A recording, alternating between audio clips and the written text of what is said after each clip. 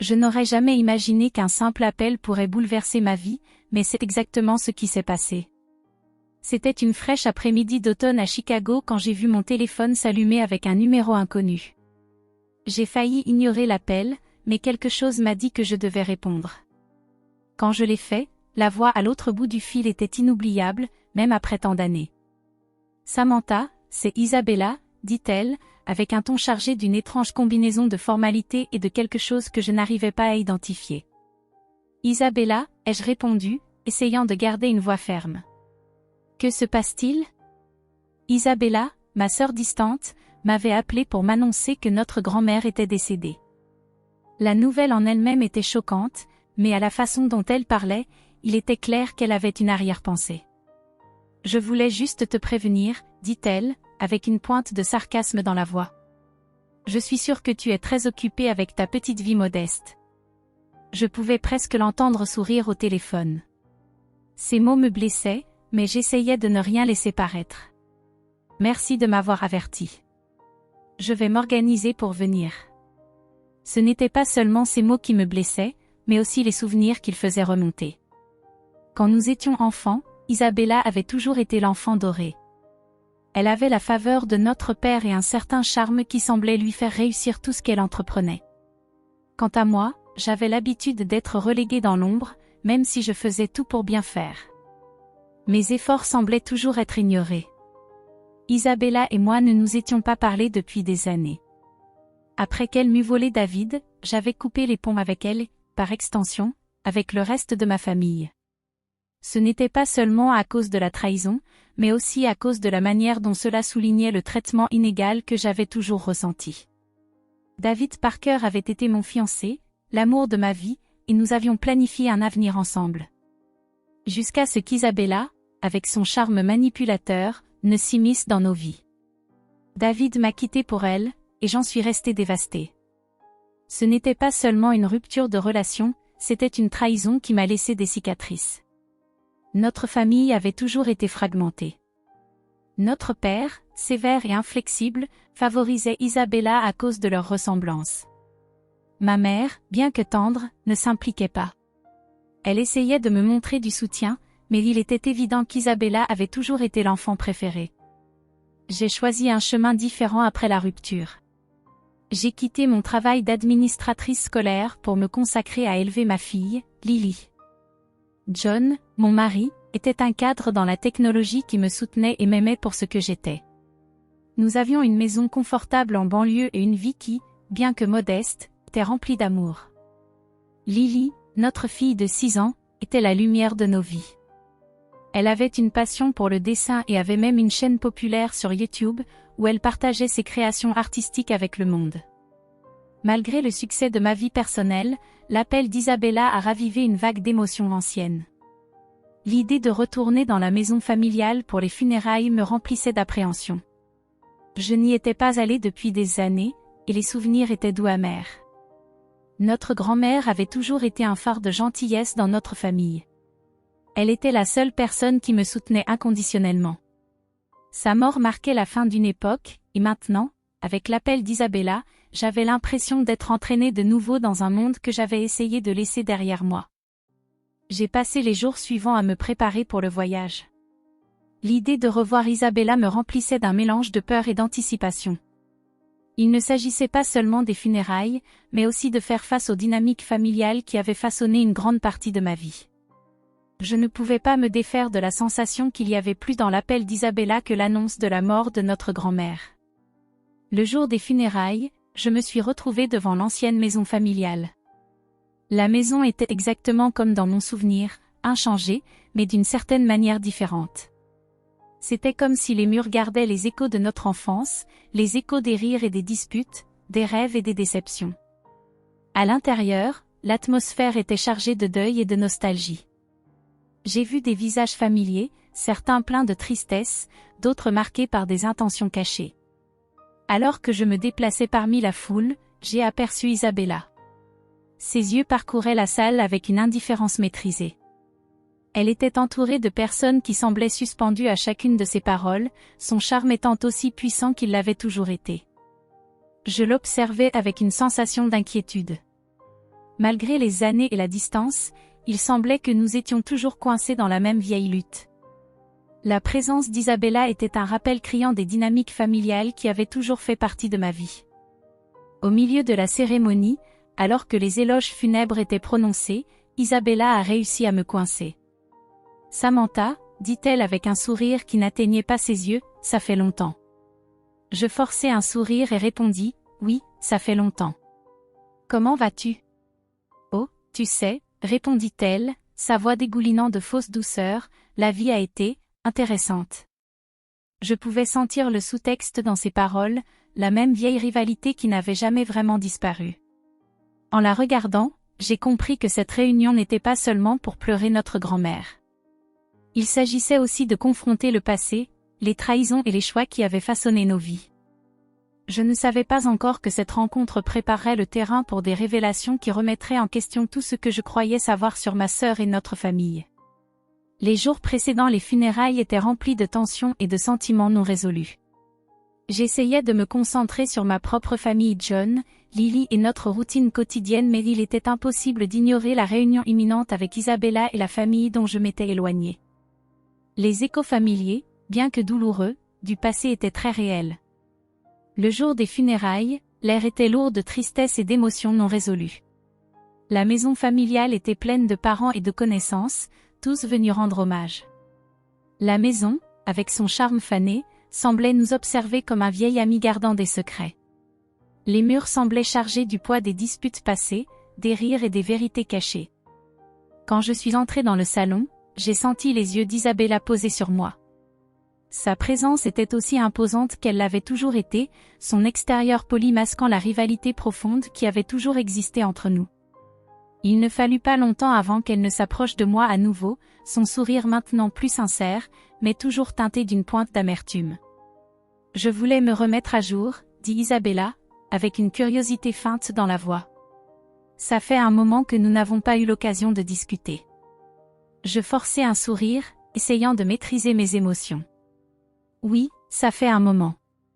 Comment ça va pour toi ? » « Oh, tu sais, » répondit Isabella en agitant la main, occupée, « mais tout va bien.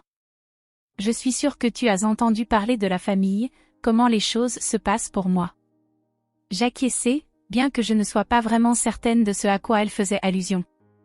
La dernière fois que j'avais entendu parler de nos parents, Isabella menait une vie de luxe à Los Angeles.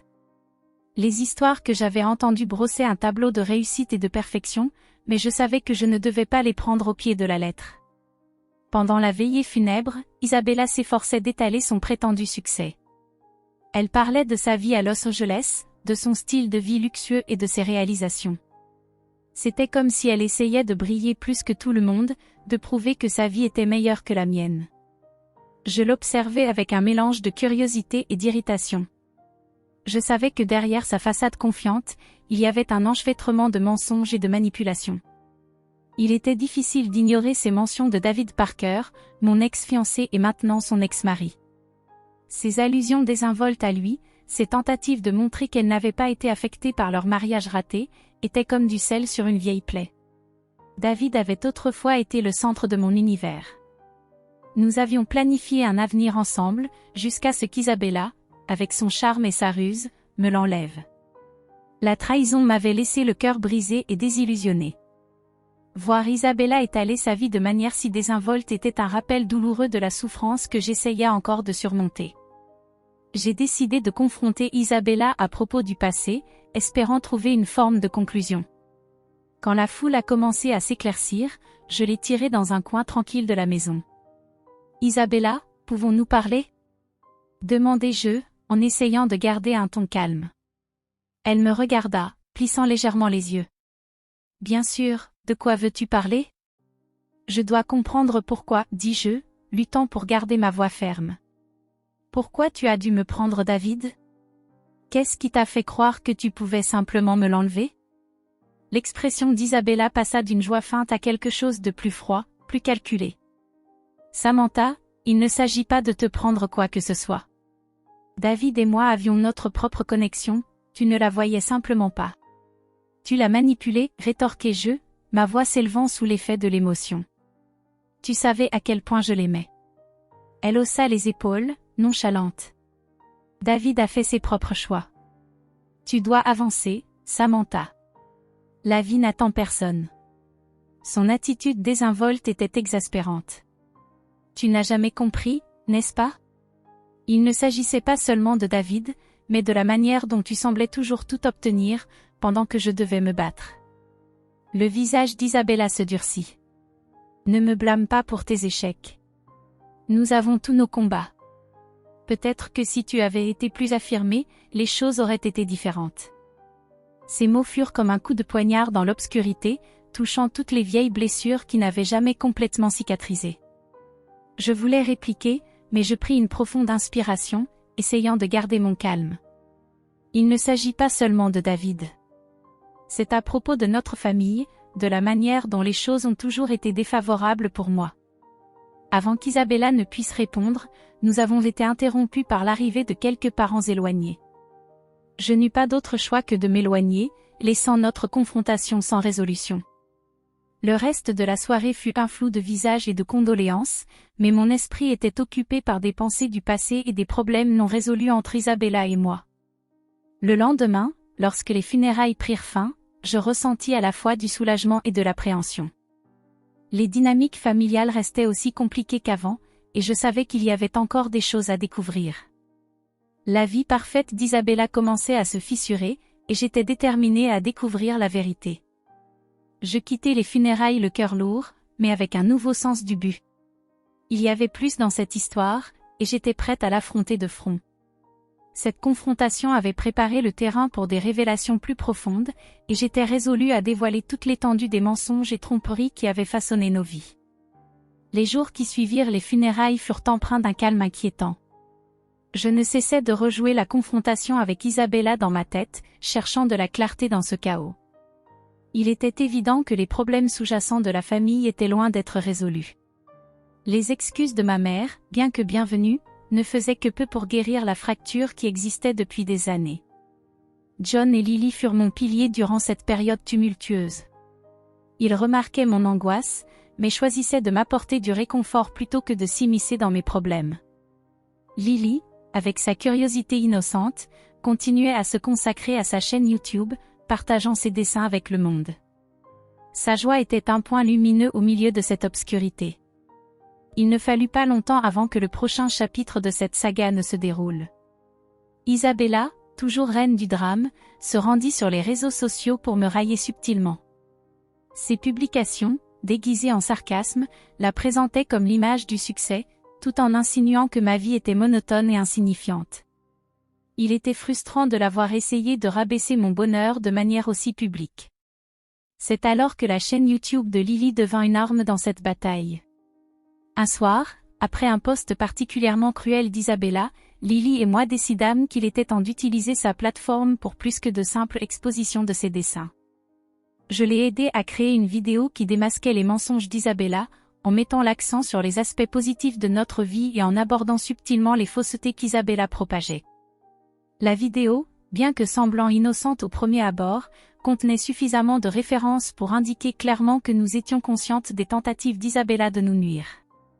Rapidement, la vidéo commença à gagner en popularité, et bientôt, les sections de commentaires tant sur la chaîne de Lily que sur les publications d'Isabella furent inondées de réactions. Les gens commencèrent à voir la façade d'Isabella pour ce qu'elle était réellement, un masque élaboré pour dissimuler des insécurités et des mensonges. À mesure que la vidéo devenait virale, la réputation d'Isabella commença à s'effondrer. La réaction sur les réseaux sociaux fut rapide et sévère, avec des commentaires soulignant les incohérences dans ses récits et questionnant son intégrité. Le projecteur qu'elle avait soigneusement construit exposait maintenant ses vulnérabilités. Pendant ce temps, la vie personnelle d'Isabella commença à s'effondrer parallèlement. David, luttant avec les conséquences publiques de notre confrontation et l'attention négative entourant son mariage raté avec Isabella, commit une erreur significative au travail, ce qui mena à son licenciement de son poste d'ingénieur logiciel. La pression professionnelle et personnelle fut trop pour lui, et il sombra dans une spirale profonde de doute et d'insécurité. Incapable de faire face au poids financier et émotionnel, Isabella prit une décision radicale, elle demanda le divorce, rompant les derniers liens avec David. Leur fils, James, devint victime de cette tourmente, et en raison de la situation instable d'Isabella, il fut placé dans une institution de soins, un contraste frappant avec la vie privilégiée qu'elle avait autrefois exhibée. Les dynamiques familiales changeaient rapidement. Ma mère, qui avait toujours été plus favorable à Isabella, s'est approchée de moi avec des excuses sincères pour le passé. Elle a admis que son favoritisme envers Isabella avait été une erreur et a reconnu la douleur que cela avait causée. « Je suis désolée pour tout, Samantha, dit-elle, les yeux pleins de regret. Nous aurions dû faire mieux pour toi. Maintenant, je vois combien de souffrances nous t'avons infligées. » J'ai remercié pour ces paroles, mais les cicatrices du passé ne se guérissent pas facilement. J'ai choisi de maintenir une relation distante, mais cordiale avec elle, en me concentrant sur ce qui importait vraiment, le bonheur et le bien-être de ma famille. Au milieu de ces révélations, John et moi avons décidé de prendre du recul face au chaos. Nous avons planifié une sortie joyeuse dans un parc d'attractions, une opportunité pour Lily de s'amuser et pour nous de nous reconnecter en tant que famille. Ce fut un rappel des joies simples et de l'amour que nous partagions. Le voyage fut tout ce dont nous avions besoin, une journée remplie de rire et d'unité. Il a renforcé la solidité de notre famille et souligné la vie épanouie que nous avions construite ensemble. C'était une pause bien nécessaire dans le drame, et cela m'a rappelé l'importance d'aller de l'avant avec amour et soutien. Alors que nous profitions de la journée, j'ai réalisé que, bien que le passé ait ses ombres, l'avenir portait la promesse de la lumière. Avec la chute d'Isabella et les excuses de la famille, j'ai ressenti un sentiment de clôture. Le chemin était encore long, mais, pour l'instant, je pouvais me concentrer sur le présent et espérer un avenir plus radieux. Les semaines qui ont suivi notre voyage au parc d'attractions ont apporté une profonde sensation de calme. Ma vie, autrefois secouée par les discordes familiales, retrouvait son équilibre. En regardant autour de moi, vers ma petite famille, j'ai réalisé combien nous avions grandi à travers toutes les épreuves. La chute d'Isabella fut difficile à accepter, mais elle a servi de rappel du pouvoir destructeur de l'envie et de la manipulation. Ces tentatives ratées pour rabaisser ma vie n'ont fait qu'accélérer sa propre chute. Le divorce, la perte de son fils au profit d'une institution de soins et la dégradation de sa réputation furent les conséquences sévères de ses choix. David, qui avait fait partie de ma vie autrefois et qui n'était plus maintenant qu'une figure de regret passé, faisait face à ses propres défis. Son licenciement l'avait laissé lutter pour retrouver son chemin. Cependant, malgré tout cela, je ressentais un certain détachement. Mon attention s'était entièrement tournée vers ma propre famille et la vie que nous avions travaillé si dur à construire. John et moi continuions à nourrir notre relation, trouvant de la force l'un dans l'autre. Notre fille Lily s'épanouissait dans ses projets créatifs, et sa chaîne YouTube restait un phare de joie et de positivité, aidant à détourner l'attention des négativités qui nous entouraient. Voir sa croissance et son épanouissement était un rappel constant de ce qui importait vraiment. Un jour, j'ai reçu une lettre de ma mère. Dedans, elle exprimait sa tristesse face aux événements et continuait de me demander pardon. Ses excuses étaient sincères, mais je savais que reconstruire notre relation prendrait du temps. J'ai répondu avec gentillesse, reconnaissant ses regrets, tout en soulignant l'importance d'avancer. Les dynamiques familiales avaient été modifiées de manière permanente, mais cette expérience avait aussi apporté de la clarté. Le favoritisme de mes parents envers Isabella et les conséquences qui en avaient découlé m'avaient appris des leçons précieuses sur la résilience et le pardon. Il était évident que la guérison de ces blessures demandait plus que du temps, elle nécessitait de la compréhension et la volonté de laisser derrière soi les douleurs du passé. Dans les moments silencieux de réflexion, j'ai compris que la douleur du passé avait forgé un lien plus fort au sein de ma propre famille. John, Lily et moi étions plus connectés que jamais, et nos expériences partagées avaient approfondi notre appréciation mutuelle. Nous trouvions du réconfort dans nos routines quotidiennes et dans les petits moments qui nous apportaient de la joie. Alors que l'été se transformait en automne, j'ai commencé à planifier un nouveau projet, quelque chose qui honorerait les leçons apprises et la famille que nous étions devenus. J'ai lancé une initiative communautaire visant à aider les familles à affronter les conflits et à bâtir des relations plus solides. C'était une façon de transformer mes expériences en quelque chose de positif, en offrant du soutien et des conseils à d'autres personnes qui pourraient faire face à des défis similaires. En regardant en arrière, j'ai vu combien nous avions progressé depuis ces jours turbulents. La confrontation lors des funérailles de notre grand-mère, les révélations qui ont suivi et les batailles sur les réseaux sociaux avaient conduit à une transformation profonde. L'histoire d'Isabella était un avertissement, mais aussi un témoignage de la force de ma propre détermination et de l'importance d'aller de l'avant avec amour. En refermant ce dernier chapitre, j'ai ressenti un véritable sentiment de clôture. Le voyage fut ardu, mais aussi révélateur. Le chemin à venir était plein de promesses, et j'étais prête à l'embrasser avec un cœur ouvert. En fin de compte, c'était l'amour de ma famille et les leçons apprises qui m'avaient guidée. Avec John à mes côtés, le rire de Lily illuminant nos journées et le projet communautaire prenant forme, je savais que l'avenir nous appartenait à façonner. Et en regardant vers l'avant, j'étais convaincue que, peu importe les défis à venir, la force et l'unité de notre famille nous guideraient à travers tout. Si vous avez aimé cette histoire, laissez un like et abonnez-vous à notre chaîne pour accéder à plus d'histoires comme celle-ci.